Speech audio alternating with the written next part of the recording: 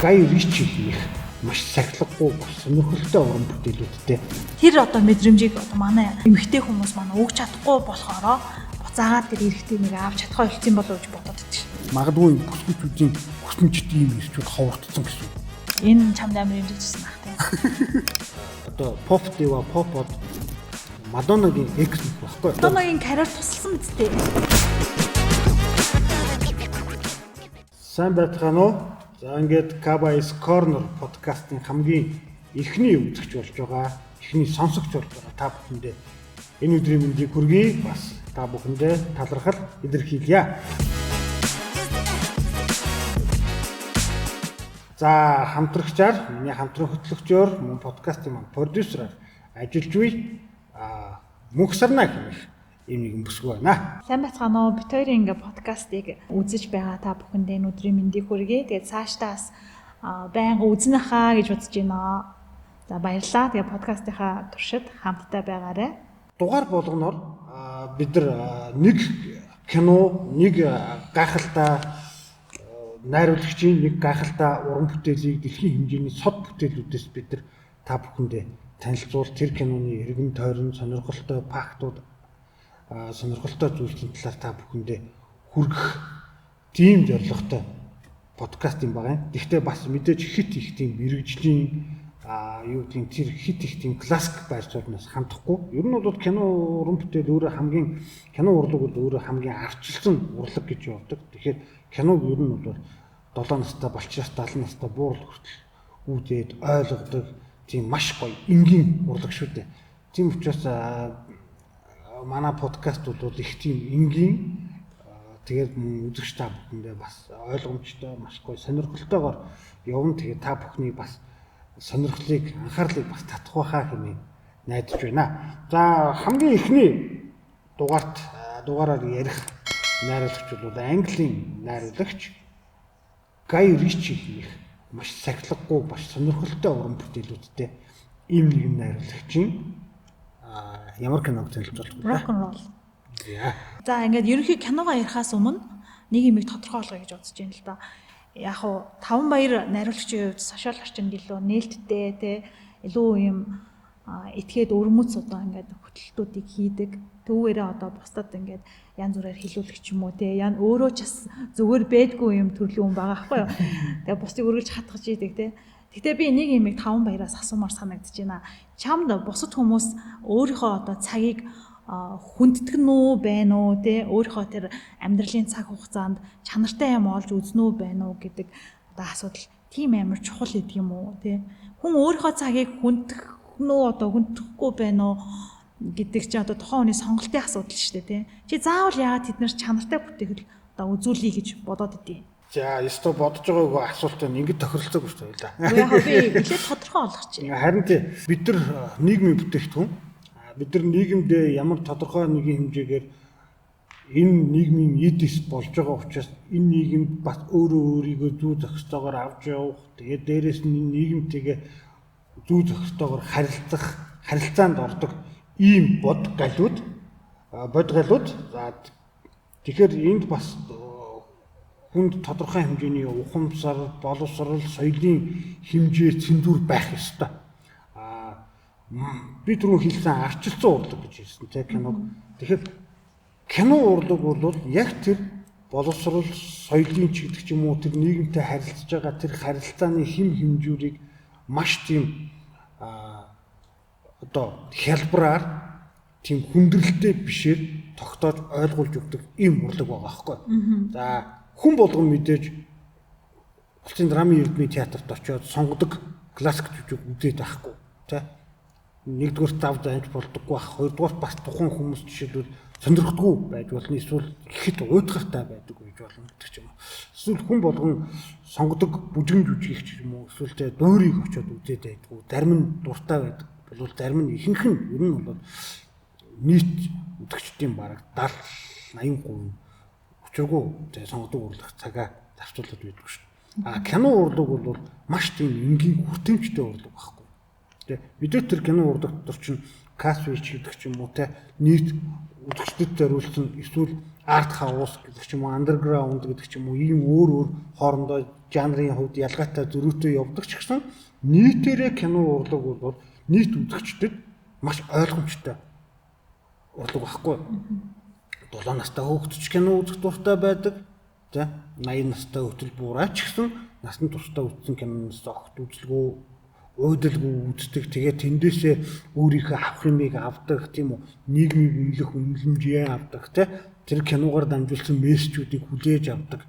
За олон хүмүүс киног бол одоо юу гэдгийг соёнгийн гэрүүлэх холбогдлолтой ач холбогдолтой урлаг гэдэг мэдээж тэндээс маш олон хүмүүс маш олон киноноос өөрсдийнхөө дуртай киноноос гоё тий сайн мессежүүдийг өгөөжтэй зүйлсүүдийг хүлээж авсан тохиолдол зөндөө байдаг шүү дээ. Тийм учраас ер нь үзэгчдэд кино урлагийн мөн чанарыг таниулъя. Тэгээ өөрийнхөө хэмжээнд таниулъя. Үзүүлээ. Ямар кино үзүүл ер нь бол илүү их зүй зохистой байдаг юм бэ. Гэхдээ мэдээж нөгөө нэг таавал энэ киног үз гэж тулгахаасаа илүүтэй сонирхлыг нь татаж сонирхуулах гэдэг шүү дээ. Тийм. Яг чиний тэр үйлдэлүүд чинь надад ингэ санагддаг байхгүй. Одоо Монголын кино урлагч тэр одоо дэлхийн кино урлагч тэр маш сайн үзэгч бэлтгэгээд тий маш сайн үзэгч бэлтгээд одоо тэгж тиймэрхүү зүйлсүүдийг одоо хүмүүс санал болгодог. Дээрээс нь тэгж одоо өөрийгөө илэрхийлдэг.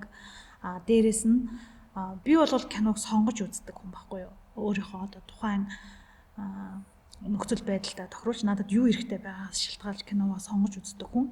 Тэгэхээр миний хувьд бол таарлцсан киногоо үзчихсэн тийм тохиолдлууд байдаг. Би хизээч тэгж цаг хугацаагаа одоо өнгөрөөхгүй одоо яг өөрийнхөө үзхийг хүссэн би юу авмаар байгаа тэр киногоо сонгож үздэг хүн учраас надад бол чиний үйлдэл ойлгомжтой байна. Зарим хүмүүс бол ихэнхдээ бол хүмүүс таарлцсан киногоо үзчихдэг тийм үү. Тэнгүүд тухайн хүний сэтгэл зүй ямар байгаагаас шалтгаалаад нөгөө киногоо одоо хүлээж авах чадамж нь арай өөр байгаад байдаг байхгүй.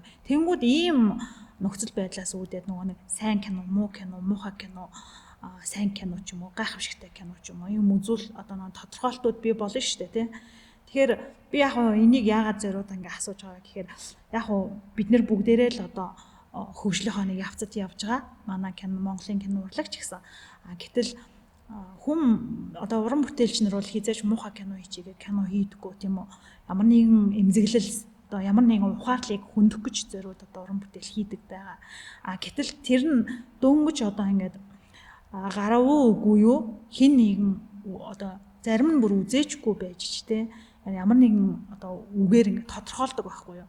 Би тэрийг ингээ бас тэрний эсрэг гэдэг юм болоо гэж би бодоод байхгүй. Чиний постуудыг ингээ уншихаар яг хүмүүст одоо ингээд хүлээж авах чадвар гэж байна шүү дээ. Хүн өөрийнхөө мэдлэгийн хэмжээнд л хүлээж авна шүү дээ тий. Гэтэл кино чин дотроо айгүй олон төрөл байгаад шүү дээ. Одоо тийм жанр, ийм жанр ингээ тий. Тэгвэл тэр хүн тэр киног өөрөө одоо өөртөө зориулсан киног сонгож үзэх тэр соёлд одоо суралцах хэрэгтэй байх нь тийм үү? Энэ подкастны зорилго нь. Тийм, ер нь бол товчхондоо тийм. Одоо хүмүүс айгүй их стрессээ зарцуулдаг штэ. Тийм. Шаалт юм цагийн гард байлаа. Өстой шаалт юм үзсэн хайр мөнгө, өстой мөнгө буцааж амаар санагдсан гэдэг. Гэтэл сонголт уулнууд бол үзэгчд өөрт нь байгаа байхгүй. Тэ. Маш олон сонголтуудыг эхлээд кино өөрөө дэлгэцэн ч юм уу эсвэл телевизийн дэлгэц рүү шилжихээс өмнө маш олон сонголтуудыг хийх сонголт хийх боломжуудыг үзэгчдэд эхлээд төвлөд өгдөг. Жишээлбэл построос ахуулаад, построос ахуулаад, трейлерээс ахуулаад, тизерээс ахуулаад магадгүй түүнд зориулсан тухайн кинонд зориулсан саундтрекийн клипээс ахуулаад тийм үү? Үзэх сонголт хийх боломжуудыг олгож идэг. Гэтэл манайхан сонголт хийх боломжуудыг ашигладаггүйгээр жишээлбэл кино театр руу гүйж оронгуудаа цагаас харж тааруулж байна. За би 3 цагаас 5 цаг хүртэл автаа юм чинь. Өөн чи 2 цагийн кино юм байна. Даа энийг үзчихье гэдэг үзэгчд айгүй их байгаа байхгүй. Гэтэл энэ чинь хүний цаг хугацаа гэдэг айгүй чухал шүү. Тэгээд дээрэс нь мөнгөө төлж үзчихье. Хоёрдугаар тэр киног үзэхээр хүн тодорхой хэмжээний сэтгэл зүйн ямар нэгэн төлөвт орно шүү дээ. Уулын, бухимдан, баярлан. Эсвэл айгүй оновчгүй ажиргалтай үед амар гонигтай кино үзэн тэр нь айгүй оновчгүй санагдан. Тийм, оновчгүй санагдан. Гэтэл нөгөө киногийн чинь уран бүтээлчд жишээлбэл би муу кино хий. Энэ продюсерийн компаниг өстөө цөм шатаана гэж бодож ямар ч уран бүтээлч ямар ч найруулагч кино хийхгүй байхгүй. Тийм. Сонголт хийх боломжууд уран бүтээлчд сонголт хийх боломжийг үзэгчдэд хангалттай өгдөг. Аха. Тэгэхээр одоо ингээ манай подкастны маань зорилго нь одоо ингээ ерөөхдөө тодорхой болж байгаа байхгүй юу? Бид нэр зөв сонголтыг одоо хийж тэ өөрийгөө ингээ өөрийнхөө цаг хугацаанд хүндэтгэлтэй хандах тэр одоо боломжийг олгохын тулд энэ подкаст явуулж байна гэж би ойлгож байна. Зөв. За баярлалаа. Ийм подкаст хийж чад баярлалаа. За баярлалаа. Бас энэ подкастад бас хамтран ажиллах миний саналыг хүлээж аваад надтай хамтран ажиллаж байгаад маш их баярлалаа. Гай Ричи гэдэг найруулагчийн киног үзэхэд шийдвэл зэрэгтлийн 70-80% нь бол нэг харамсаад ахраггүй байхгүй юу? Маш ойлгомжтой, энгийн, учиргүй гүн ухаан, философи, учиргүй айхтар тийм тэ хүнийг ухааруулах гээ, соён гэгэрүүлэх гээд байхаасаа илүүтэй мэдээж мессежүүд байдаг энэ найруулагчид. Маш хөнгөн хэрнээ маш тийм ойлгомжтой, тэгсэн хэрнээ маш сонирхолтой хэлбэр хийхийг сонгож авдаг учраас Гай Ричигийн киноныг жишээлбэл сонгоод үзчихэд бол нэг ахтар цагийн гарч гэдэг ч юм уу мөнгөний гард болоод ахааргүй найруулагч байхгүй. Тэгэхээр л одоо жишээлбэл манай эхний дугаарыг үзсэн үзэгчид жишээлбэл сонирхол эхлэмээр байгаа байхгүй. За окей. Найруулагч Таван Баяр, хөтлөгч Мөнх Сарна 2 энэ киног бид нар танд болгож байгаа юм байна. Үдээтгэе гэж үзэх нь байна. Тэгэхээр бид нар мэдээж хорвоо дэлхий дээр үү олон найруулагч нар бий. Тэ жишээлбэл Монгол тодорхой хэмжээний хүмүүс намайг таниад байгаа болов гэтэл би бол жишээлбэл дэлхийд огт гараагүй байгаа найруулагч. Гэтэл миний хийсэн кино хэрвээ дэлхийд гарлаа гэж бодоход миний хийсэн киног сонирхох үзэгч ч гэсэн байх боломжууд зөндөл байхгүй юу? Ер нь бол. Тэгэхээр маш олон танигдаагүй олон найруулагч нар байдаг. Бидний хувьд бол бидний цагт хүрэлцэхгүй бидний подкаст бүр ингээд явж өгөх бах. Тийм учраас нэг дугаар дээр нэг найруулагч ярихдаа маш сонирхолтой тэгсэн мөртлөө ер нь бол нийт үзэгчдийн 80-аас 90% нь таалагдах магадлал өндөртэй найруулагч нарыг сонгож тэдний уран бүтээл нэг уран бүтээлийг сонгож ярилцаад өгөх дүүр болоо гэж би бодсон. Хоёлоо ч гэсэн энэ дээр санал нийлсэн тийм. Тэгээ яагаад рок н роллыг ярих гэдгсэн бэ гэвэл яг хөө дэлхийн нийт төр чигтээ эрэгтэй энергиэр дутагдж байна л да. Би Гай Ричи найруулагчийг болохоор айгүй эрэгтэйлэгтэй, айгүй ритмлэг тий. Ер нь кинонууд нь айгүй тийм айгүй эрэгтэйлэг тийм энергитэй юм шиг санагддаг байхгүй юу. Тэнгүүд одоо тэр нэгэ зохиолын хувьд ч гэсэн тий айгүй тийм зоримог шийдэмгий байдаг. Дээрээс нь планууд нь комик ном шиг тий. Одоо мэд комик ном хэдэн онд одоо яг эд одоо хүч авч ирсэн бэ? За яг үндсэн нөгөө нэг их сурвалжнуудад нөгөө Японы манга нас гаралтай шүү дээ. Тийм. Тэгэхээр одоо анх нөгөө хүүхэлдэйн урлаг дэлхийд хөгжиж эхэлснээс ахуудаад Walt Disney компани анх байгуулагдсан нас ахуудаад гэдэг ч юм уу. Тэгэхээр бүр ер нь комик номнууд бүр нэлээд эртнээс баха. Бараг 20 дугаар зууны ихэнх хойших. Надад аюу гой нэг тийм эрчүүдийн тухай кино юм шиг санагдсан. Үйл явдал процессын үед ч тийм. Тэнгүү зохиолын үед ч гэсэн аюу тийм айтаахан тий ритмтэй. Анх үзэж байхад бол юу ингээл бүр ингээл үйл явдлын хөөгөл ингээл үздэг гэсэн бол одоо ингээд эргээд ингээ хараад ер нь нэгжиж үзэхэд аюу эргэтэлэг тийм эрчүүдийн тоглоом тий эрчүүд тэн дотор ч тэгээ дээрэс нь хөрөнгө оруулалтын зарчим дээрэс нь улс төр яаж явдгийг тий улс төр нөгөө нэг бохир одоо юу хоёр чи яаж явдгийг тэр хоршлууд нүртлэнгээ гарч байгаа шүү дээ тий тэгэхээр энэ бүхэн нь аюу сонирхолтой санагдсан л та. Тий манай найруулагчийн ерөнхийдөө найруулагч Гай Ричигийн үндсэн зарчмд их тийм хөгжмөлөг клиплэг өөрөө клип аягүй хийдэг байж байгаад гарч ирсэн баг тийм үү? Тий, маш олон клипний зураг авалтуудыг хийж ирсэн, найруулж ирсэн. Тэгээ энэ хаширчин өөрөө юу штэ. Одоо pop diva pop-од Мадоннагийн X нөх баггүй. Мадоннад хэр олон клип хийж өгсөн. Тамгүй. Мадоннагийн карьер тусалсан мэдтэй. Бүр маш их нөлөөлсөн. Мадонна энэ хоёр ч бүр хамтраад Мадонна өөрөө гол дүрдэн тоглоод хашир бүр өөрийгөө ивдээд уянгийн романс кино хийсэн. Тэр уянгийн романс кинон дээр ч гэсэн те надад нэг тийг санагдчих. Тэр нэг хүүхэн залуу хоёр нөгөө арал дээр очдсон шүү дээ те. Хүүхэн амар их зантай ингээл яадаг. Тэгтэл арал дээр очингууд нөгөө яг үндсэн эмэгтэй хүн, эрэгтэй хүн гэдэг нөгөө байгалийн нөгөө хууль руугаа шилжээд нөгөө ялгаанууд нь гарч ирдэг байхгүй. Тэнгүүд эрэгтэй хүн бол хамгаалах, хайрлах, одоо халамжлах те хамгаалах үүрэгтэй тэжих үүрэгтэй болчихж байгаа. А эмэгтэй хүн бол эрэгтэйгээ халамжлах үүрэгтэй болчихж байгаа байхгүй юу. Тэрийг яг тэр канон дээр аягүй гоё ингэж одоо нийгмийн харилцаанаас тусна салгаад те ингээ үзүүлсэн юм шиг санагддаг байхгүй юу. Тийм. Хоёр хүн хэдий арал дээр эрэгтэй эмэгтэй хүн хоёр хүн хэдий бүр идэггүй арал дээр байгаа ч гэсэн тэнд яг нөгөө нэг эрэгтэй эмэгтэй хоёр хүний үндсэн характерууд нь яг ялгаж эхэлдэг байхгүй тийм. Нөгөө залуу нь болохоор загас авчирдаг тэгэнгүүт Мадонна буюу нөгөө бүсгүүн дүр нь болохоор тэр авчирсан загас хоол хүнсийг нь гуйрлаг гэдэг ч юм уу тийм. Ямар ч үед эмэгтэй хүн эрэгтэй хүн хоёр яг л ерөөсөө нийгмийн хувьд яг л тийм үүрэг нөлөөтэй юм байна л да. Тэнгүүд тэрэн дээр тэр эмэгтэйгтэй мөнгнөөс нь салгаж аваачиж байгаа. Мэ арал дээр аваачиж байгаа тий. Жинхэнэ байрны тавьж байгаа юм шиг мэдрэмж өгж байгаа байхгүй юу? Чи тий эмэгтэй, эрэгтэй хүний ялгаа юм тий. Гэхдээ мэдгүй би одоо ингэж бодсон ш. Эрэгтэй энерги хайж одоо энэ киног сонгож байгаа шүү дээ тий. Гэтэл энэ бол айгүй тулгамдсан ингээ асуудал байгаа байхгүй юу? Эрэгтэй хүний одоо нөмөр нүүлэх юм уу? Эрэгтэй нүнс хүсэх, эрэгтэй хүнээс тэр хүсэх ямар нэгэн хүсэлт чинь тий нөгөө хүндээ бас итгэл өгж явах хэрэгтэй. Тэ өөрийгөө одоо тэр хэсгээр нь одоо ингэж үнэлдэг байх ч юм уу те. Тэр одоо мэдрэмжийг одоо манай ихэнх одоо эмэгтэй хүмүүс манай өгч чадахгүй болохоро буцаагаад тэр эрэгтэй нэг авч чадхаа болцсон болов гэж бодоод байдаг шин. Кино ч өөрөө нийгмийн толь штэ. Тийм штэ. Тийм. Амьдрал дээр юу болдгоо тэрийг бид нар киногоор үзүүлдэг харуулдаг. Тийм нийгэмд эмэгтэйчүүдийн эзлэх байр суурь илүү байна, эмэгтэйчүүдийн боловсрол өндөр байна гэж ярьж байгаа чиг тийм үү. Бид нар одоо эрэгтэй хүнгүүгээр тийм өндөр боловсралтай байгаад ч юм уу те одоо ингээд хайр одоо эрэгтэй хүнээс бид нар юу хүсдэг яг тэр хүсдэг зүйлээ авахгүйгээр тийм өндөр боловсралтай байгаад биднэрт яг бидний ядаж бүр адгийн наазах юм бодоход бидний бие организмд ашигтай юу шиггүй юу гэдэг асуудал бас иргэдэн штэ. Тэгэхээр энэ аливаа юмны тун ингээ хитрхэд ирэхээр нэг тийш нэг ингээ хэвид юм шиг санагддаг байхгүй юу.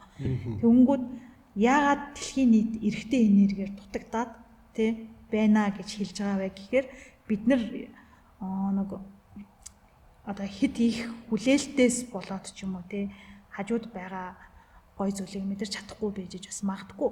А тэгэхээр бид нарыг энэ зүйлээс юу гаргах вэ гэхээр гой кино те гой зохиолтой ном ч юм уу те мэдгүй тийм зүйл гарах болов гэж би боддог байхгүй юу.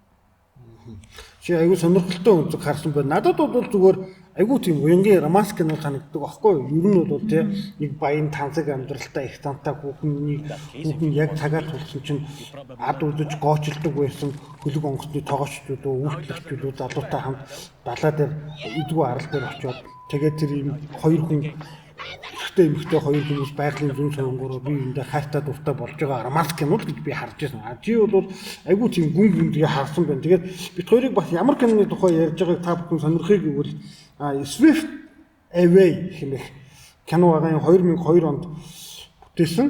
За тэгээд та бүхэн бас одоо миний хажууд гарах энэ постероос та бүхэн бас киноныхаа нэрийг бас маш сайн харж авах байхаа. Мадонна Гай Ричи хоёр маань 2000-аас 2008 оны хооронд гэр бүл байсан.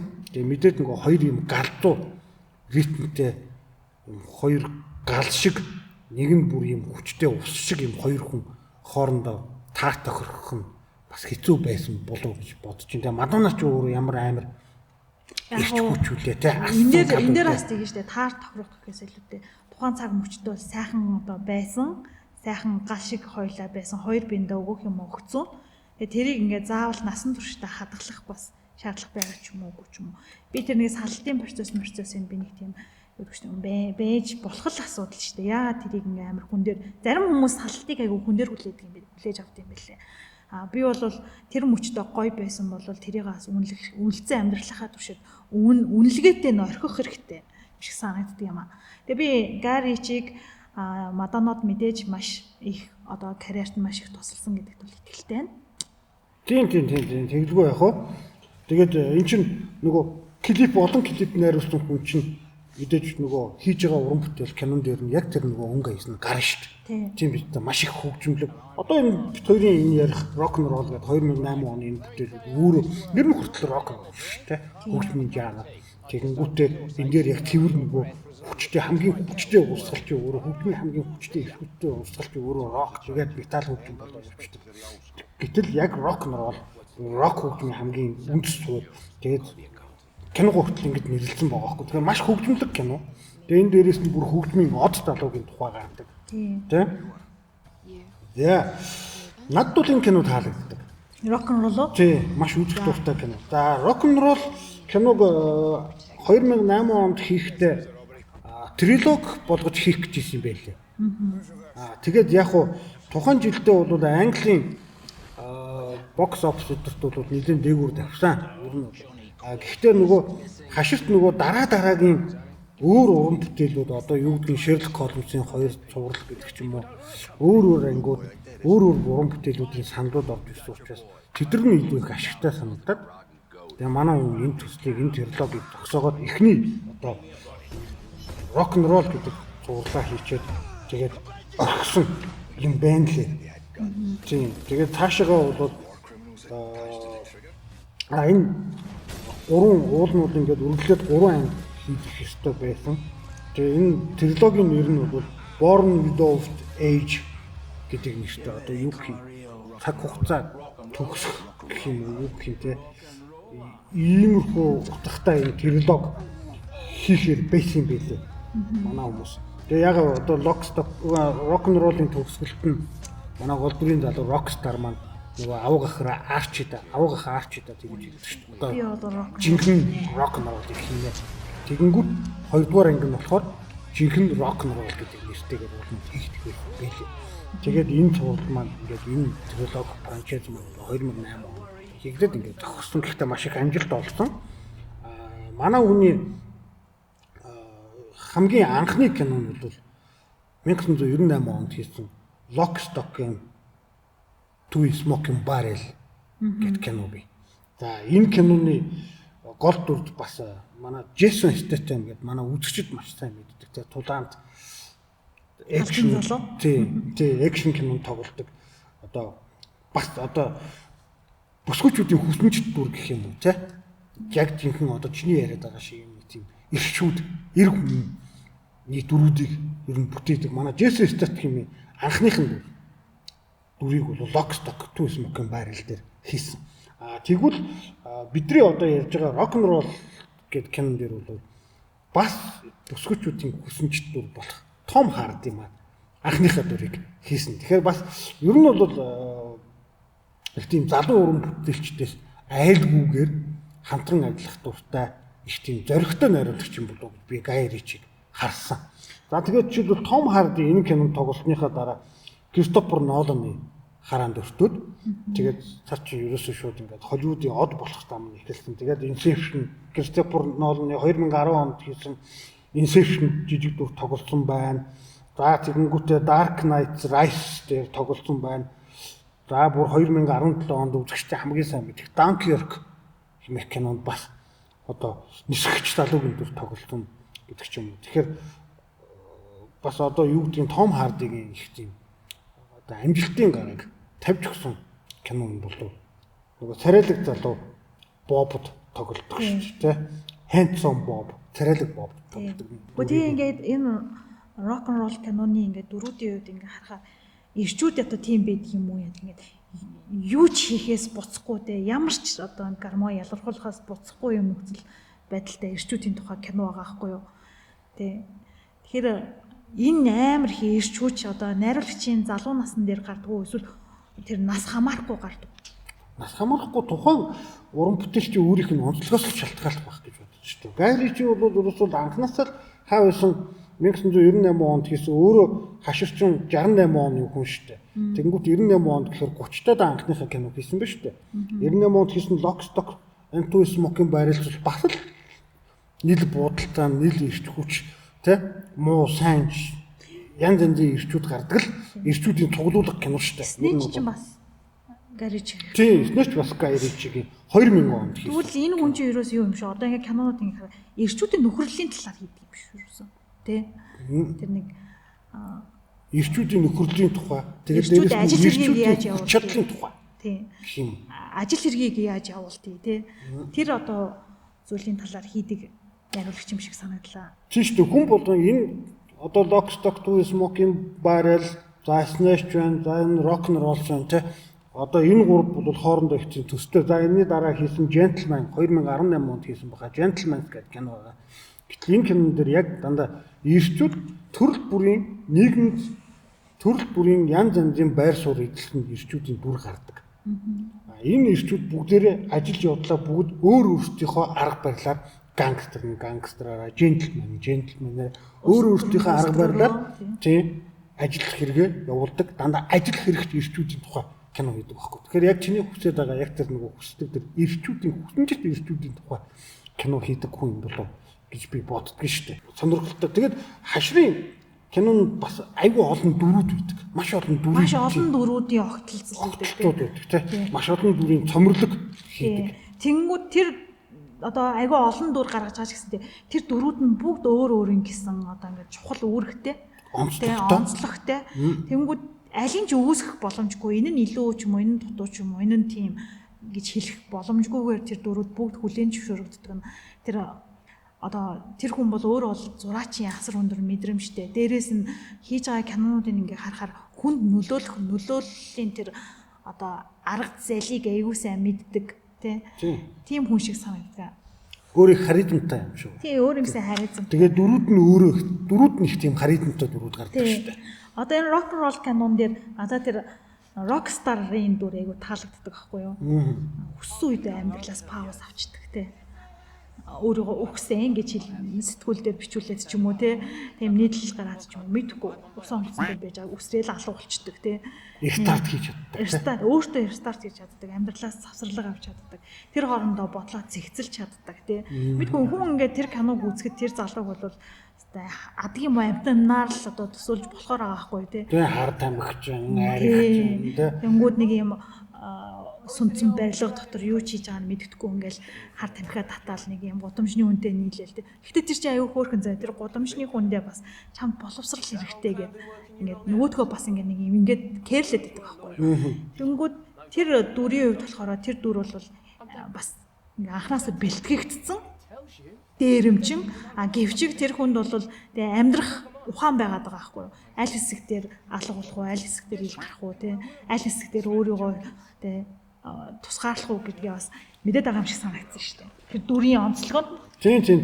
Johnny Quaid тэ дүрийнх нэр нь Johnny Quaid. Жүжигчдэн Toby Kebbell хэмээх жүжигчдэн. Гоё дүр тий амар маш гоё. Би хааны юмс гэсэн яг л тохирцсон. Тэгээ тэр толин тараа дуу модулж байгаа хэсэг нас л зэг харагддаг л та. Тийм тэр дууны тухай нэрээ ярих. Тэр дууны тухай нөгөө Английн панк хамтлагийн миний аав дээрэмчин гэдэг нэртэй дуу юм билээ. Би одоо англи нэрийг нь яахгүй байна. Гэхдээ та бүхэндээ бас ямар ч байсан манай найруулагч маань миний ярианы давтараар бас дууны нэр клипийг бас та бүхэнд үзүүлж гаргах байх тийм. Тэгэхээр энэ нөгөө хойд аав нь орж ирж уурладаг штэ. Хойд аав нь орж ирэнгүүтээ уурлаа чи одоо наад энэ хараал ицсэн тэгээ дуу хөгжмөө бойл удахгүй чи сургуульд явах болно шүү гэх. Тэгээ маш үнэтэй боловсрол эзлэн шүүлдэг штэ уурна. Тэгэнгүүт нөгөө хүн чинь ингээ эсэргүүтэд нөгөө хүн чинь уурдаг штэ. Тэгтээ хүний уур гэхээр дуу байгаа байхгүй. Тэ миний аав бол дээрэмчин хоёр гартаа буу хараад банк руу ордог гэдэг тийм хүүхдэд тэгэхээр тийм хүүхдэд дууг сонссон өөрөө хойд аав нь өөрөө гангстер хүн. Аавынхаа арчин гангстер гэдэг. Лений чинь тэгээ өөрөө бас аягүй зөвүүн гаргал шүү тий. Хүнийг өндийлэгдэггүй, байнга дарж идэг. Тэнгүүд зориуд гавханд оруулж идэг тий. Ерөөсөө сайн хүний дүр биш байгаа байхгүй юу? Сайн хүний дүр биш. Тэр кинон дээр ерөн сайн хүн аягүй ховролтой. Тийм. Манай гол дүрийн хэзээ өөртөө хэцүү хүмүүс шүү дээ. Муу хүмүүсийн тухай ярьж байгаа юм шиг боловч тэр дотор болж байгаа үйл явдлын нөхцөл байдлыг аягүй сайн үнэлж чадвал тэр бас тэндээс авах юм байгаа байхгүй юу? За ингээд Cabais Corner подкастын хамгийн эхний дугаартаа үргэлжлүүлээд хамт байгаа та бүхэндээ үзэгчтэй сонсогчдод бас маш их баярлалаа. Ингээд подкастын туршид бас ингээд манай подкастын доор нэг Mirage Trip гэдэг лого гараад байгаа та бүхэн анзаарсан баг. За нэвтрүүлгийн ивент төгч Mirage Trip аялал жуулчлалын агентлаг вид мэдүүлгийн төв. За Mirage Trip-ийн хувьд бол үйл ажиллагааны хувьд бол мэдээж бусад аялал жуулчлалын компаниудтайгаа адилхан те Аз, Европ, Америк Шингэний орнууд руу ч юм уу те аялах одоо жуулчлах ажил хэрэгээр явах бүх тохиолдлуудад ингээд зуучлал хийж өгдөг. Энэ компани хамгийн гол онцлог нь бол виз мэдүүлэх гэж байгаа одоо Монгол улсынхаа иргэдэд үнэгүй виз мэдүүлгийн зөвлөгөө өгдөг. Тийм. Энэ нь бол бүр ингээд энэ компани бүр хамгийн том гол онцлог үйл ажиллагаа юм байна. Тэ хүмүүс чинь ингээд виз мэдүүлэхдээ ямар нэгэн алдаатай ч гэдэг ч юм уу те мэдүүлээ тэгээд эсвэл бүр тийшээгээ очингуудаа хил дээрээс буцах гэдэг ч юм уу те аягүй их зардал чирэгдэл гардаг шүү дээ. Тэгэхээр эднийх бол маш олон жилийн бараг 10 жилийн туршлагатай виз мэдүүлэг тэгэхэд одоо Монгол улсын иргэдтэй үнэгүй зөвлөгөө өгдөг. Хамгийн гол нь үнэгүй зөвлөгөө өгдөг. Тэгээд үнэгүй зөвлөгөө авчаад заавал Mirage Trip-ээр үйлдвэрлэх шаардлага байхгүй. Өөр аялал жуулчлалын өөр компаниудаар үйлдвэрлэж болно. Гэхдээ хамгийн гол нь та виз мэдүүлэхдээ ямар улсын элчин сайдын яам руу орох гэж байгаа юм тэгвэл ийм зүйл дээр анхаарах хэрэгтэй. Визнийхээ мэдүүлгийг ингэж бүгдүүгээр гэсэн ийм зөвлөгөөнүүдийг үнэгүй өгдөгөөрөө бусад одоо компаниудаасаа энэ чиглэлийн үйл ажиллагаа явуулдаг, эрхлэн явуулдаг компаниудаасаа ялгаатай юм байна. Онцлог нь юм байна. Тэгэхээр ингээд бидэнтэй хамт байгаа Mirage Trip-ийн хамт олондоо бас их маш их баярлалаа. Тэгээд та бүхэн маань ч гэсэн үзэж байгаа үзэгчд маань хэрвээ та бүхэн бас ажил хэрэгээр аяллаар янз янзын шугамар хэрвээ гадагшаага явах гэж байгаа бол виз мэдүүлэхээр бол Mirage Trip аялал жуулчлалын агентлаг виз мэдүүлгийн төвд хандаарай. За ингээд подкастаа үргэлжлүүлээ тий. За би сая нэг асуулт асууя гэж бодсон юм аа. Чамаас. За. Ямар асуулт вэ гэхээр чи түрүү ярьлаа шүү дээ. Одоо тэгэхээр чиний хувьд жишээлбэл одоо орчин цагт одоо энэ нийгэмд одоо энэ цаг үед жишээлбэл яг нөгөө нэг юм жинхэнэ ийм эрч хүчээр дүүрэн амьдралыг авч явах эсвэл амьдралд өөрийн гэсэн байр суурьтай хүчтэй нөлөөтэй хүчрхэг магадгүй бүсгүүчүүдийн хүсэмжит ийм ирчүүд ховордсон гэсэн үг. За энэ чамд амар юмжиг тусна ах тий.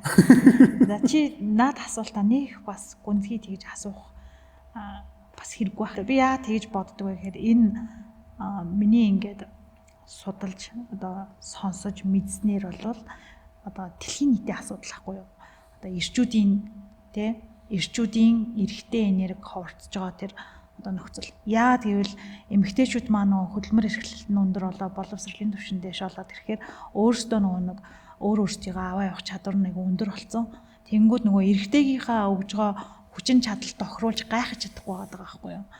Тэгэхээр энэ бол тэгээ ганцхан Монголд байгаа хүмүүсийн асуудал биш. Ганцхан Монгол ирчүүдэд тохиолж байгаа асуудал биш. Энэ бол дэлхийн нийтийн асуудал.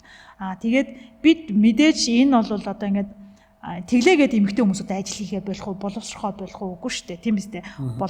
Боловсрол ингээд улам л одоо хөлжөөл явна.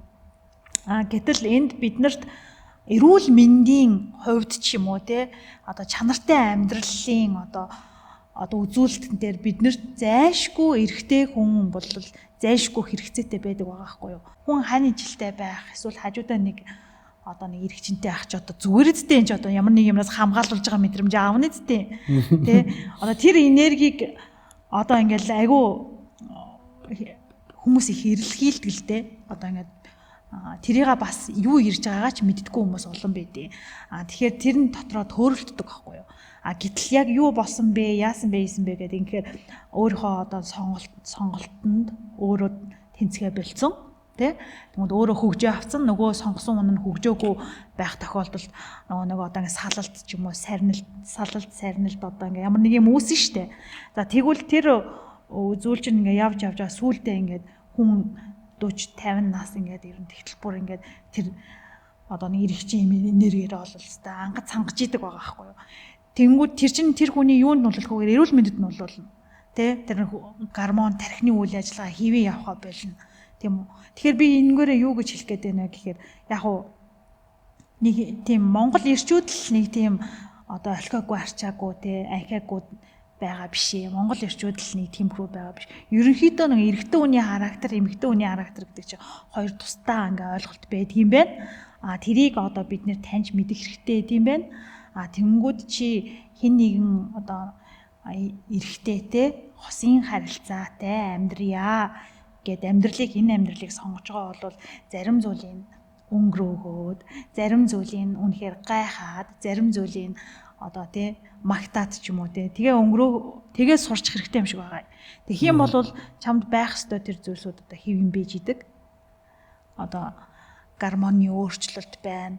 Одоо янз бүрийн юмнууд байна штэ тий. Тэр юмнууд чи хэвэн байдаг юм болов л гэж би бодсон шүү. Би тэр утгаараа л яг миний эргэн тойронд эрэгтэй одоо хүмүүсээс ялгарч байгаа ерөнхийдөө ингээд байдлыг ингээд харахаар ер нь жоохон юу л гэдэг чинь хэлсэн ярьсандаа байж чаддаггүй, альваа ажлыг одоо ингээд бас бүрэн дуусгаж цэг тавьж чаддаггүй тийм зан характерууд гардаг тий. Тэр зан характеруудад нь заримдаа бол урам хугардаг, зарим тохиолдолд бол энэ хүчин чадлын юм байна л гэж одоо ойлгол өнгөрөх тохиолдол байна. Тэр нь тэгж баг ойлгосон надад ашигтай байдаг байхгүй юу?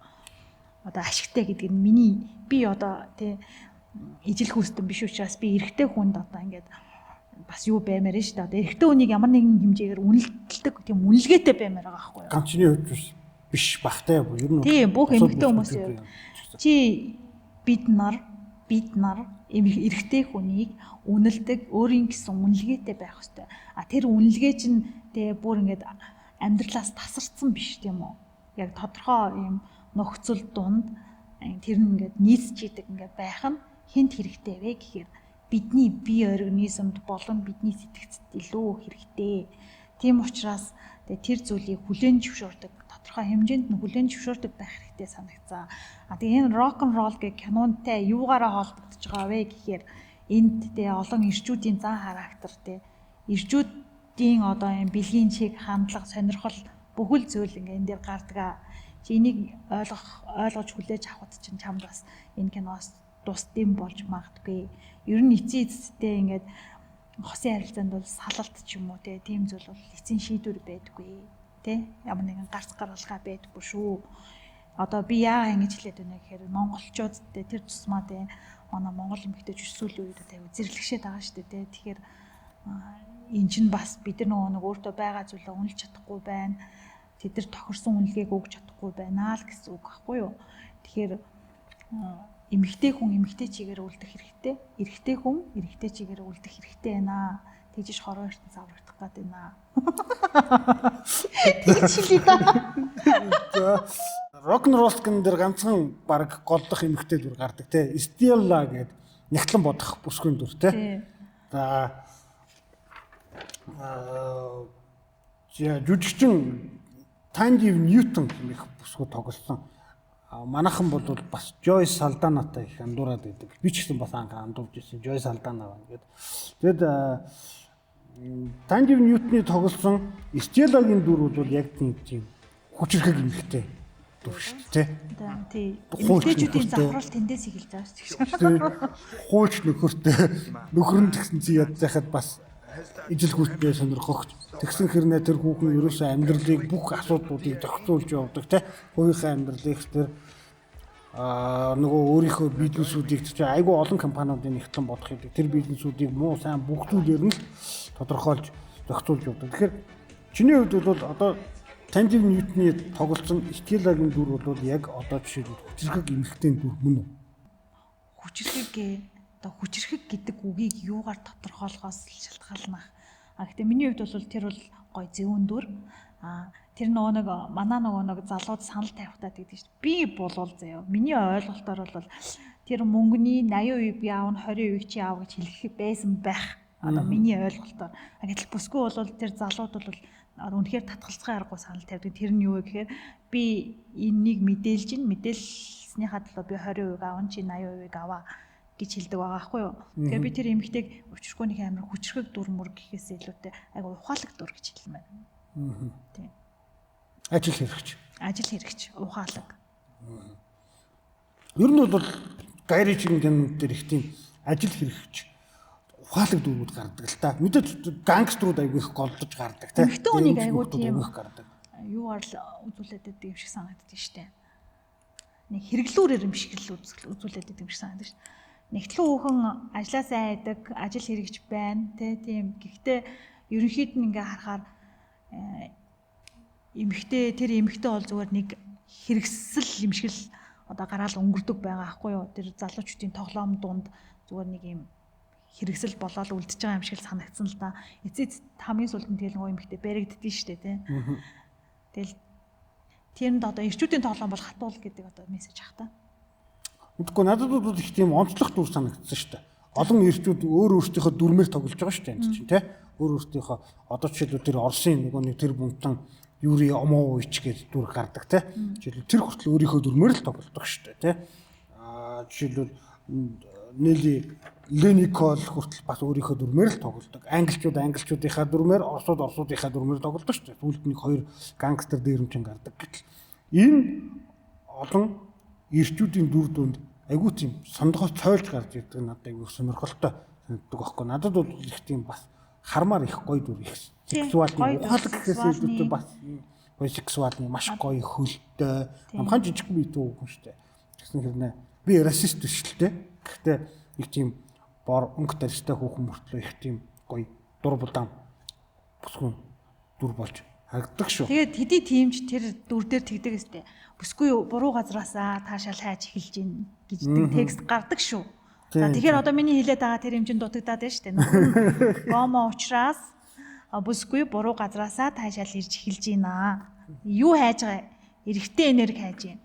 Нөгөө Жерард Батлерын тоглосон манай Вантуг өөрийн болгож авдаг шүү дээ тий. За тийм л байна. Тэгэхээр энд яг юу хэлэх гээд энэ бол тэр хэсгийн мэдрэмж бас байдаг учраас энэ кино айгүй тийм онцгой санагддаг юм аа надад айгүй тийм ямиг батлаад байгаа ч юм шиг тий.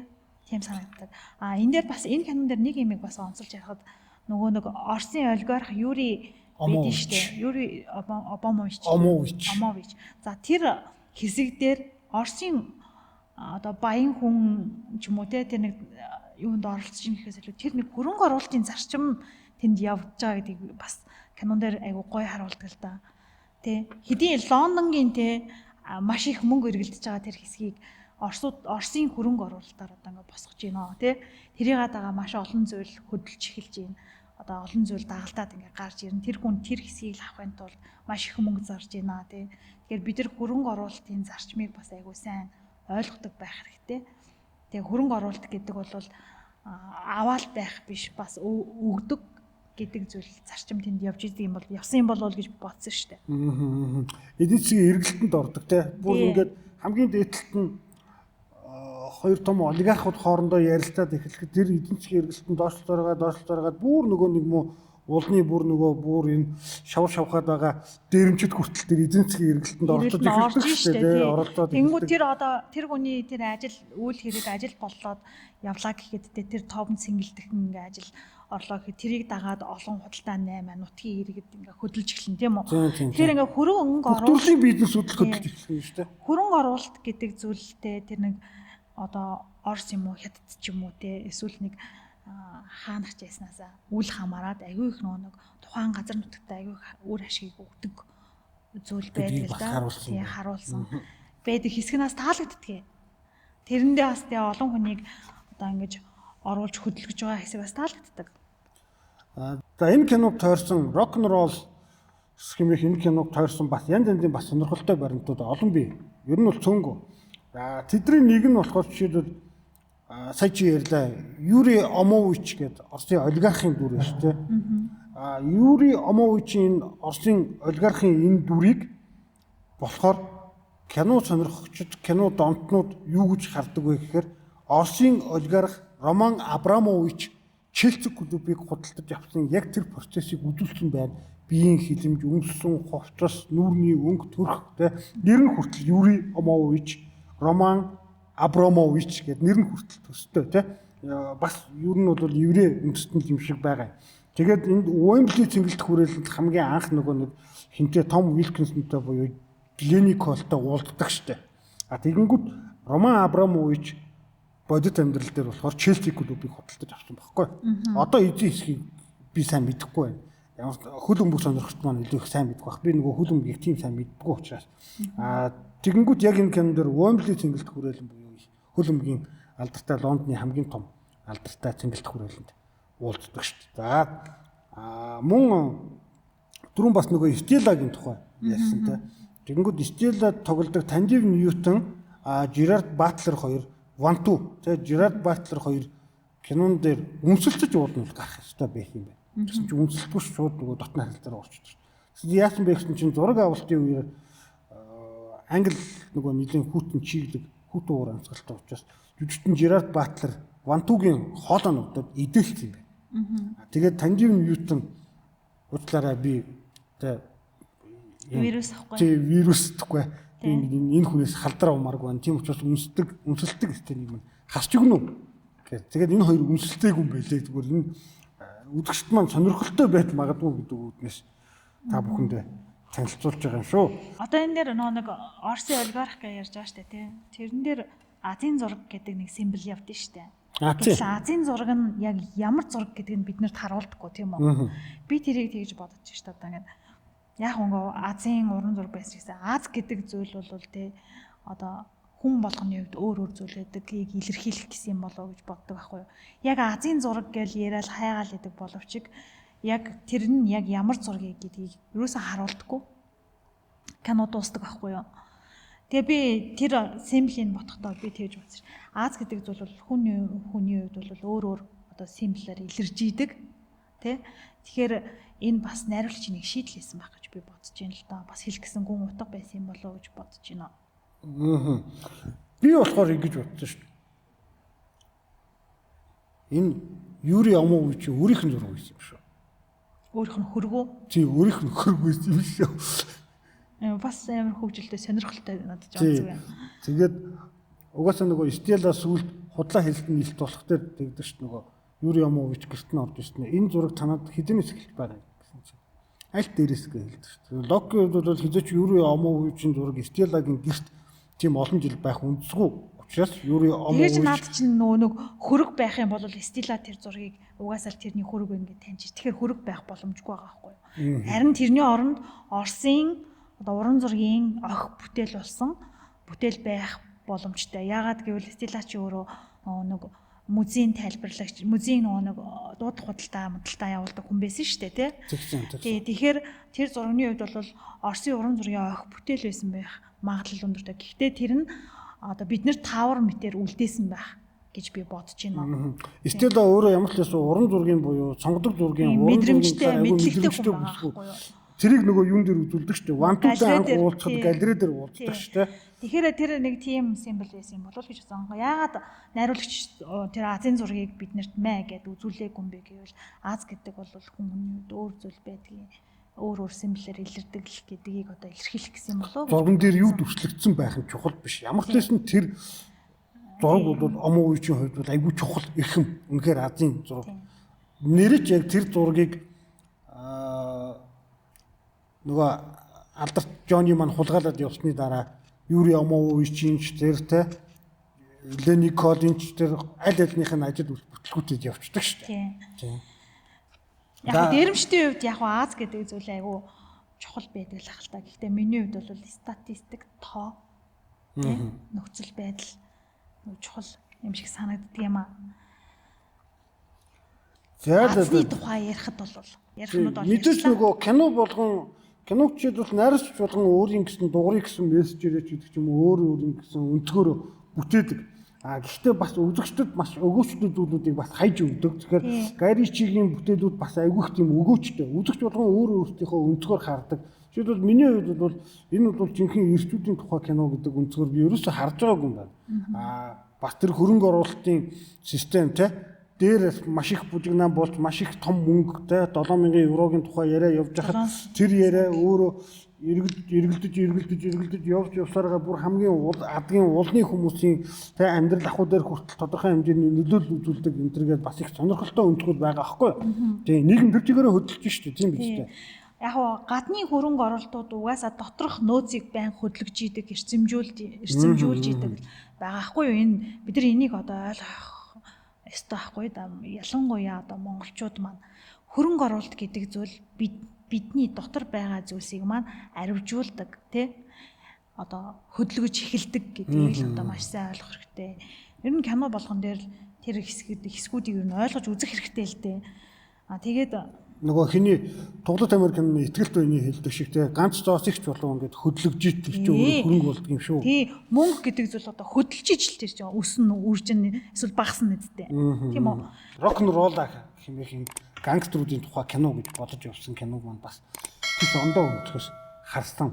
Бас маш сонирхолтой яриа өрнүүлсэн хамтрагчтай продюсер Мөнхсарнада бас маш их баярлалаа. За ингээд подкастын турш хамт байсан нийт үзэгчдтэй, сонсогчдод маш их баярлалаа. Тэгээд манай нэвтрүүлгийн ерөнхий ивентгэгч Mirage Trip аялал жуулчлалын агентлаг виз мэдүүлгийн төв.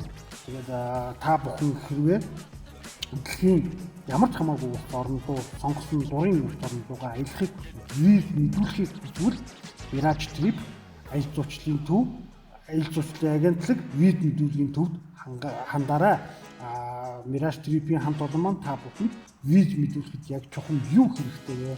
Та юун дээр илүү анхаарах ёстой вэ гэдэг талаар танд бүрэн зөвлөгөө үнэгүй юм аа. Ингээд нэвтрүүлэгтэй хамт байсан подкасттай хамт байсан та бүхэнд маш их баярлалаа. Дараагийн подкастаар удахгүй уулзъя.